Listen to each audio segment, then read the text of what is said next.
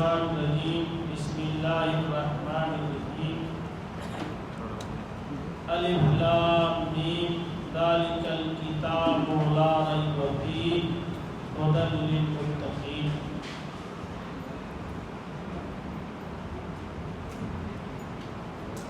یہ سورہ بقرہ ہے۔ سورہ بقرہ ترتیب کے اعتبار سے قرآن مجید کی دوسری سورت ہے۔ اس سورہ کے اندر بقرہ گائے کا ایک واقعہ اور قصہ موجود ہے۔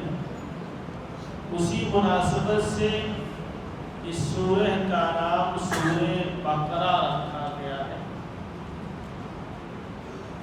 یہ سورت مدنی سورت ہے، البتہ کچھ آیات کے تعلق سے بعض مفسرین کا کہنا ہے کہ کچھ آیتیں اس کی مکی بھی۔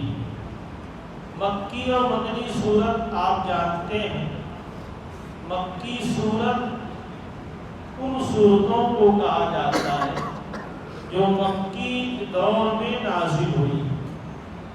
ہمارے پیارے پیغمبر محمد عربی صلی اللہ علیہ وسلم کی مدت نبوت 23 سال ہے۔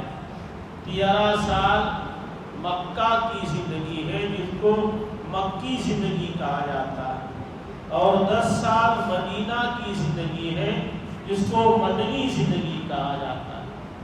اب مکی زندگی میں چاہے مکہ ہی کے اندر یا مکہ کے باہر جو صورتیں نازل ہوئی ہیں ان کو مکی صورت کہا جاتا ہے، اور جو صورتیں ہجرت کے بعد نازل ہوئی ہیں چاہے وہ مدینہ میں یا مدینہ کے باہر، ان صورتوں کو مدنی صورت کہا جاتا ہے۔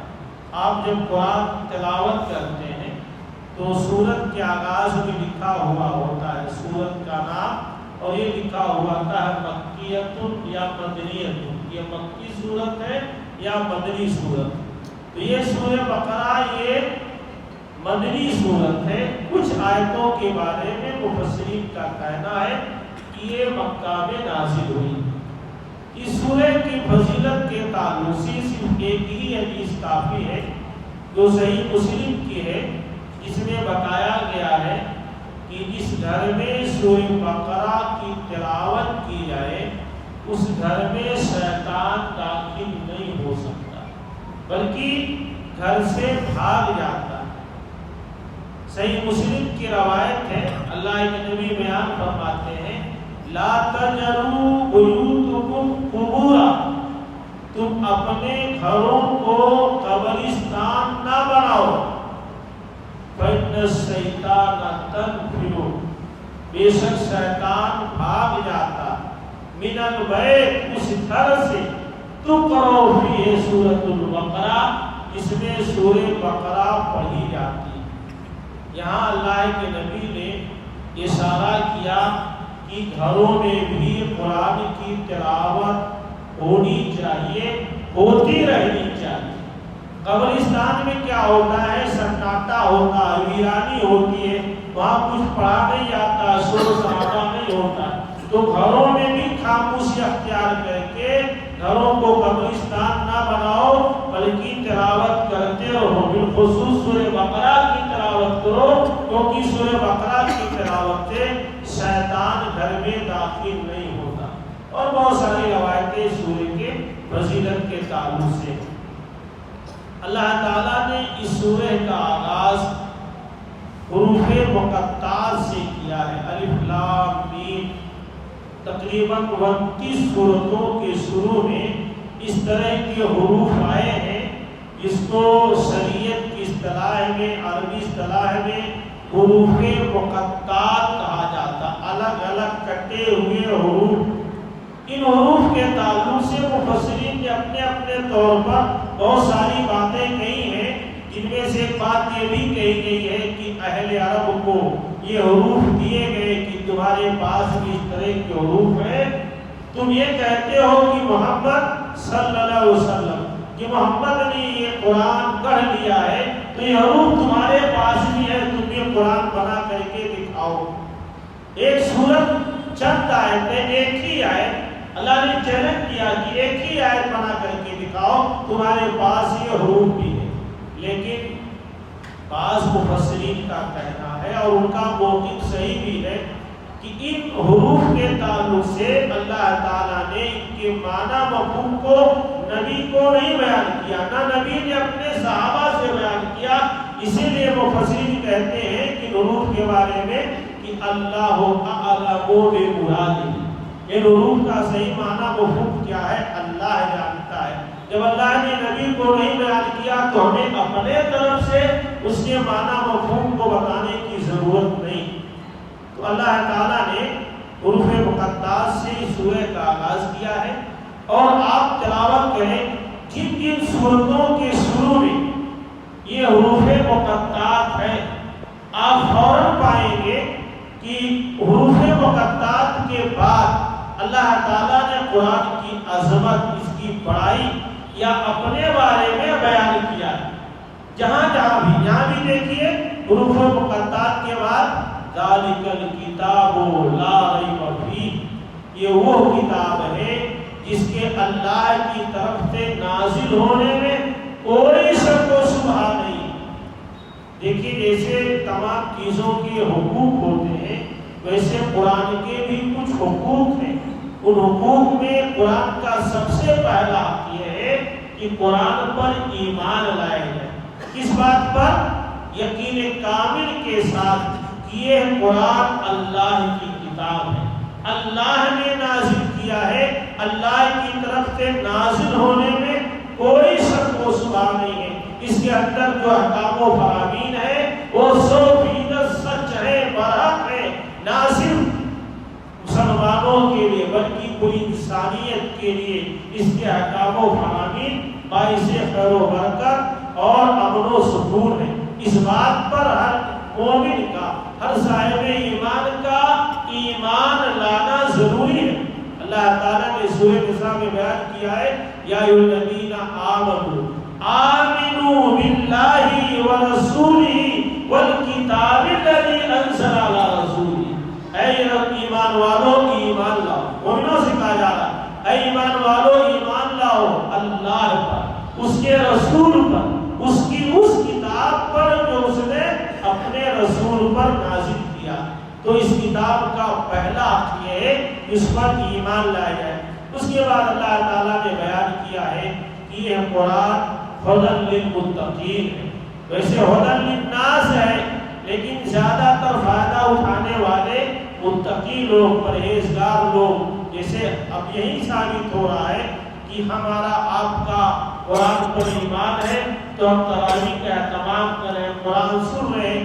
جن قوموں کا قرآن پر ایمان نہیں ہے وہ قرآن سے فائدہ نہیں اٹھا رہے ہیں، وہ قرآن سے استفادہ نہیں کر رہے، وہ قرآن نہیں سن رہے، قرآن نہیں پڑھ رہے. یہی معنی مفہوم ہے کہ قرآن ویسے تو پوری انسانیت کے لیے ہدایت ہے، لیکن قرآن سے فائدہ کون لوگ اٹھائیں گے؟ جو متقی ہوں گے، جو پرہیزگار ہوں گے. یہاں اللہ تعالیٰ نے متقیوں کی صفت بیان کی ہے کہ متقی کون لوگ ہیں. سورہ بقرہ کے آغاز میں 3 طرح کے لوگوں کے حالات کو بیان کیا گیا ہے، جس میں پہلی صفت متقیوں کی بیان کی گئی ہے. اور متقیوں کی یہاں صفت بیان کی گئی. قرآن کی کئی آیتوں میں الگ الگ مناسبت سے متقیوں کے اوصاف بیان کیے گئے ہیں. یہاں جو متقیوں کی صفات بیان کی گئی ہے وہ یہ ہے کہ الذین یؤمنون بالغیب. پہلی صفت کہ وہ غیب پر ایمان رکھتے ہیں بغیر دیکھے. جنت کیسی ہے، جہنم کیسی ہے، آخرت کیسا ہے، قبر میں جانے کے بعد کس طرح کا سوال جواب ہوگا، منکر نکیر کس طرح سے مواخذہ کریں گے، بغیر دیکھے جن کا ان چیزوں پر ایمان ہے وہی متقی ہیں، وہی پرہیزگار کا جو غیب پر ایمان رکھتے ہیں. دوسری صفت یہ ہے کہ جو یقیمون الصلاۃ، جو نماز قائم کرتے، نماز پڑھتے نہیں، جمعہ عید بقرعید یا رمضان میں جو نماز قائم کرتے ہیں. قائم کا مطلب مواظبت کرتے ہیں، پابندی سے پڑھتے ہیں، ہمیشگی برتتے ہیں، چھوڑ پکڑ جن کے یہاں نہیں ہے وہ متقیوں میں شامل ہے جو نماز قائم کرتے ہیں. وَمِمَّا رَزَقْنَاهُمْ يُنْفِقُونَ، جو ہم نے ان کو دے رکھا اس میں سے خرچ کرتے ہیں. والذین یؤمنون بما انزل الیک وما انزل من قبل، اور جو آپ پر کتاب نازل کی گئی اور آپ سے پہلے جو کتابیں نازل کی گئی ہیں جن پر ایمان رکھتے ہیں، اللہ نے کہا بالآخرۃ ہم یوقنون، جو آخرت پہ یقین رکھتے ہیں یہ متقی ہیں، اولئک علی ھدی من ربہم، یہی اپنے رب کی طرف سے ہدایت پر ہے اور یہی لوگ کامیاب ہونے والے۔ یہ پہلی صفت بیان کی گئی ہے متقیوں کی۔ اس کے بعد کافروں کے بارے میں بیان کیا گیا ہے، خاص کر ان کافروں کے بارے میں جن کے بارے میں اللہ نے کہہ دیا ہے کہ اللہ نے ان کے دلوں پر مہر لگا دی۔ آپ سمجھائیں نہ سمجھائیں، آپ ڈرائیں نہ ڈرائیں، یہ ایمان لانے والے نہیں ہیں۔ اس کے بعد اللہ تعالیٰ نے ایک اور گروہ کا تذکرہ کیا ہے جن کو منافقین کے نام سے جانا جاتا ہے۔ منافق، دیکھیے ایمان کے تین اجزاء، تین چیزیں اگر ہمارے آپ میں پائی گئی تو ہم زمرے مومن میں داخل ہوں گے۔ اگر وہ تین چیزیں نہیں پائی گئی تو ہم زمرے مومن میں داخل نہیں ہوں گے۔ آپ نے سنا ہوگا پہلی چیز ہے الاقرار باللسان، زبان سے اقرار کرنا، کلمہ لا الہ الا اللہ محمد رسول اللہ کا زبان سے اقرار کرنا، یہ ماننا کہ اللہ ہمارا رب ہے، یہ اقرار کرنا کہ اسلام ہمارا دین ہے، یہ اقرار کرنا کہ محمد صلی اللہ علیہ وسلم ہمارے نبی و رسول ہیں، زبان سے اقرار کرنا، الاقرار باللسان، زبان سے اقرار کرنا۔ دوسرا ہے التصدیق بالجنان یا تصدیق بالقلب، دل سے اس کی تصدیق کرنا، دل زبانی دعویٰ نہیں، دل سے اس کی تصدیق کرنا۔ اور تیسرا یہ ہے العمل بالارکان، جو ارکان ہے اس پر عمل کرنا۔ یہ تین چیزیں جب پائی جائیں گی تبھی آدمی مومن ہوگا، کیونکہ یہی ایمان کی تعریف کی گئی ہے۔ اب یہاں ایک گروہ ایسا ہے جو زبان سے اقرار کرتا ہے، حتیٰ کہ ارکان پر عمل بھی کرتا ہے۔ منافقین زبان سے اقرار کرتے تھے، نبی کے پیچھے نمازیں بھی پڑھتے تھے، لیکن یہاں سے دل سے اسلام کو نہیں مانتے تھے، دل سے تصدیق نہیں کرتے تھے، اس لیے ان کو منافق کہا گیا۔ ان کو کیا کہا گیا ہے؟ منافق کہا گیا ہے۔ اور منافقوں کے بارے میں اللہ تعالیٰ نے سورہ نساء میں بیان کیا ہے، آیت نمبر 145 میں، ان المنافقین فی الدرک الاسفل من النار، کہ منافق جہنم کے سب سے نچلے درجے میں ہوں گے۔ اس لیے علماء عقیدہ نے یہ بیان کیا ہے کہ سزا کے اعتبار سے منافق کا درجہ کافر سے بھی بلند، کیونکہ کافر کے بارے میں قرآن میں عمومی بات کہی گئی کہ کافر جہنم میں جائیں گے، کافر جہنم میں جائیں گے، مشرک جہنم میں جائیں گے، لیکن منافقوں کے بارے میں کہا گیا ہے کہ منافق جہنم کے نچلے درجے میں جائیں گے۔ اس لیے علماء عقیدہ کہتے ہیں کہ یہ نفاق کفر سے بڑا جرم ہے، اور نفاق اس لیے بھی بڑا جرم ہے کہ اس کے دھوکے میں اسلام مسلمانوں کا نقصان ہوتا ہے۔ آپ کے اپنے معاشرے میں، اپنے سماج میں، اپنے دوست احباب میں بہت سے ایسے لوگ ہوتے ہیں کہ آپ سے میٹھی میٹھی باتیں کرتے ہیں، آپ کے ساتھ رہتے ہیں، لیکن پیٹھ پیچھے آپ کی غیبت کرتے ہیں، آپ کی برائیاں کرتے ہیں، آپ کو نقصان پہنچانے کی کوشش کرتے ہیں۔ کھلے دشمن سے تو جیتا جا سکتا ہے، لیکن چھپے دوست سے نہیں جیتا جا سکتا ہے، بڑا مضر نقصان دہ ہوتا ہے۔ منافقوں نے مسلمانوں کا، اسلام کا بہت زبردست نقصان پہنچایا، اس لیے بار بار تاکید کی گئی ہے کہ منافق صفت سے لوگوں کو بچنا چاہیے۔ اور ہمارے اندر بھی کہیں نہ کہیں نفاق کی صفتیں پائی جاتی ہیں۔ وہ مشہور روایت ہے صحیح مسلم کی، جس کے راوی حضرت عبداللہ بن عمر بن عاص رضی اللہ تعالیٰ عنہما ہے۔ امام بخاری نے بھی صحیح بخاری کتاب الایمان میں باب قائم کیا ہے، باب علامت المنافق، اور بیان کیا ہے، اللہ کے نبی نے بیان فرمایا اربع من کن فیہ کان منافقا خالصا، چار چیزیں ایسی ہیں اگر کسی میں پائی جائے تو وہ پکا منافق، خالص منافق ہے، پکا منافق۔ فَإِنْ كَانَتْ فِيهِ خَصْلَةٌ مِّنْهُنَّ، اگر ان چاروں میں سے کوئی ایک چیز پائی جائے تو یہ ہوگا اس میں نفاق کی ایک علامت اور نشانی پائی جاتی ہے، حتیٰ یدعا، یہاں تک کہ آدمی چھوڑ دے۔ پہلی نشانی نفاق کی کیا ہے؟ اذا اؤتمن خانہ، جب امین بنایا جائے، جب اس کے پاس امانت رکھی جائے تو وہ خیانت کرے۔ خیانت یہ منافقانہ علامت ہے، مومنانہ نشانی نہیں، بلکہ بعض روایتوں میں ہے لا ایمانہ لمن لا امانت لہ، اس آدمی کا ایمان ہی نہیں جس کی ہاں امانت نہیں ہے، دیانت نہیں ہے، چاہے قومی ہو، ملی ہو، گھریلو ہو، خاندان کا ہو، اگر امانت نہیں ہے تو ایسا آدمی منافق، اس کے اندر نفاق کی ایک علامت پائی جاتی ہے۔ تو آپ نے کہا پہلی صفت اذا اؤتمن خانہ، جب وہ دو مفہوم ہوتا ہے، جب امین بنایا جائے یا اس کے پاس امانت رکھی جائے۔ دوسری صفت اذا حدث کذب، اس میں تو بہت سارے لوگ شامل ہیں، اللہ اس صفت سے بچائے کہ جب گفتگو کرے، بات چیت کرے تو جھوٹ بولے، خاص کر موبائل میں تو بہت سے لوگوں کو جھوٹا بولے ہے۔ ڈاؤن ایرے میں کہہ رہے ہیں سیموگا پہنچ جانا، کہتے ہیں 2 منٹ میں آ رہا ہوں، ہم لوگ زیرو بڑھا کر کے انتظار کرتے ہیں، کیونکہ ہندوستان میں 2 منٹ مطلب 20 منٹ میں آ جائے تو غنیمت ہے۔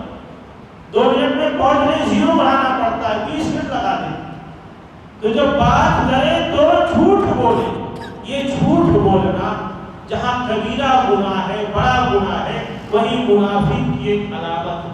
اور تیسری چیز وَإِذَا عَاهَدَ غَدَرَ، جب کسی سے عہد و پیمان کرے، وعدہ کرے تو اس کو توڑ دے، وعدے پر کھرا نہ اترے، یہ منافقانہ علامت ہے، یہ مومنانہ علامت نہیں ہے، مومن کی ساتھ نہیں ہے۔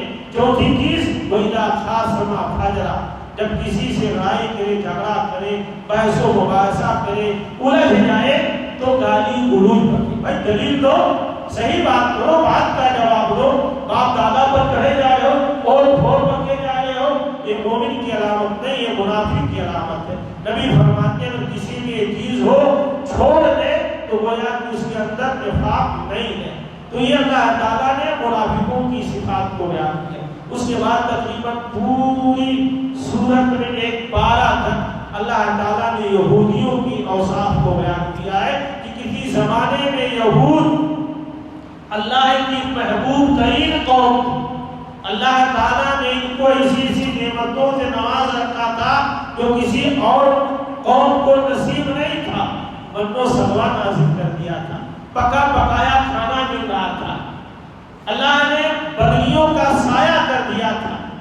ان کے لیے اللہ تعالیٰ نے دریا کو پھاڑ دیا تھا۔ موسیٰ علیہ السلام قوم کو دریا سے پار لے کر چلے گئے تھے، دنیا کی افضل ترین قوم تھی، لیکن جب اس قوم میں برائیاں آئیں، بے حیائیاں ہوئی، اللہ کی نعمتوں کی ناشکری کی، اپنے عہد و پیمان کو توڑ دیا، تو اللہ تعالیٰ نے اس قوم کو سب سے زیادہ ذل و رسوا کیا، سور بنا دیا، خنزیر بنا دیا، بندر بنا دیا، ان کی بستیوں کو الٹ دیا۔ ان کے واقعات کو اللہ تعالیٰ اس امت کے سامنے بیان کر رہا ہے کہ نبی اپنی قوم کو آگاہ کر دیجیے، یہ امت بھی خیر امت بننے جا رہی ہے، یہ امت بھی اللہ کی محبوب ترین قوم بننے جا رہی ہے۔ کہیں ایسا نہ ہو کہ یہ یہودیوں کی طرح بد عہدی کرے، کہیں ایسا نہ ہو یہودیوں کی طرح ان کے اندر بھی ناشکری پیدا ہو، تو اللہ تعالیٰ اس قوم کو بھی تباہ و برباد کر دے۔ تو بہت ساری آیتوں میں تقریباً پورے پارے میں یہودیوں کے اوصاف کو بیان کیا گیا۔ پھر دوسرے پارے میں تحویل قبلہ کا ذکر ہے کہ اللہ کے نبی جب مکہ سے مدینہ ہجرت کر کے گئے تو تقریباً 16 یا 17 مہینوں تک بیت المقدس کی طرف کر کے نماز پڑھتے رہے، لیکن آپ کی خواہش تھی کہ آپ کا قبلہ خانہ کعبہ ہو جائے، اور بار بار آپ کی نگاہ آسمان پر اٹھتی تھی، تو اللہ تعالیٰ نے قبلہ بدل کر کے خانہ کعبہ کی طرف کر دیا۔ اس کے بعد چند آیتوں میں اللہ تعالیٰ نے روزوں کے احکامات احکامات کو بیان کیا ہے کہ روزہ فرض ہے، اور اگر کوئی آدمی بیمار ہے یا آدمی مسافر ہے یا کوئی عورت حالت حمل میں ہے یا کوئی عورت دودھ پلا رہی ہے، دودھ پلانے کی وجہ سے بچے پر مصیب اثرات مرتب ہو رہے ہیں، تو اسی صورت میں وہ روزہ رکھے۔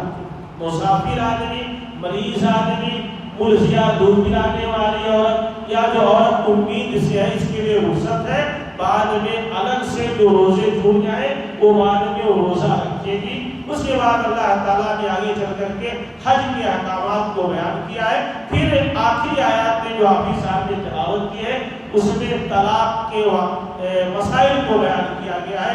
آپ جانتے ہیں کہ یہ طلاق جس طرح سے مرد کا حق ہے، ویسے شریعت میں خلا ہے، خلا یہ عورت کا حق ہے۔ اگر شوہر اپنی بیوی میں کوئی غیر شرعی کام دیکھے یا جس کو ناپسند کرے، نباہ مشکل ہو جائے، تو شوہر طلاق دے سکتا ہے۔ ایسی ہی عورت اگر اپنے شوہر میں کوئی ناپسندیدہ چیز دیکھے، اپنے شوہر سے علیحدگی اختیار کرنی چاہے، تو اللہ نے اس کو بھی اختیار دیا ہے خلا کا۔ شوہر کا حق طلاق ہے اور عورت کا حق خلا ہے۔ فرق یہ ہے کہ اگر شوہر طلاق دیتا ہے تو جو مہر دیا ہے وہ مہر واپس نہیں لے سکتا ہے، لیکن اگر عورت خلا لیتی ہے تو جو مہر شوہر نے اس کو دیا ہے وہ مہر اس کو واپس کرنا پڑے گا۔